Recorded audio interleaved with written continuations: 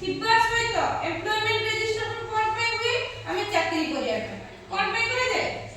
चाकरी करला पई हमें एम्प्लॉयमेंट ऑफिस रे जाई कि कोन करू रजिस्ट्रेशन करू हमें एतिकी पाठ पढिचु शिक्षित अछु हमें चाकरी करिया पई आगवर अछु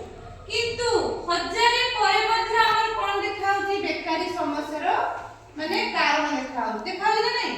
आमे जति के में पाठ पढुचंती समस्ते पाठ पढिला परे मध्ये कोन समस्त हम चाकरी पाई जाउचंती की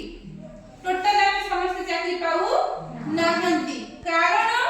सर्वप्रथम जिंस हमर भारत हो स्वतंत्रता केबे होला 1947 केते मास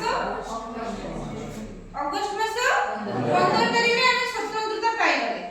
तापरे संवैधानिक दृष्टिकोण अनुसार हम 1950 जनवरी 26 रे सबु किछि संवैधानिक धारार हमें पाई गले होची कोन नीति गुडी को नियमन हे गला नै तापरे मध्ये हम समाज रे हम भारत रे होची बेकारी समस्या माने बंद होला कि बंद होला नाही कारण होची हमर ए जो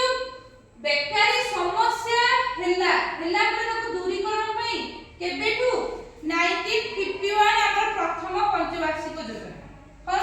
हेतो नै 1951 टू 56 तुम्हार जो अछि प्रथम पंचवार्षिक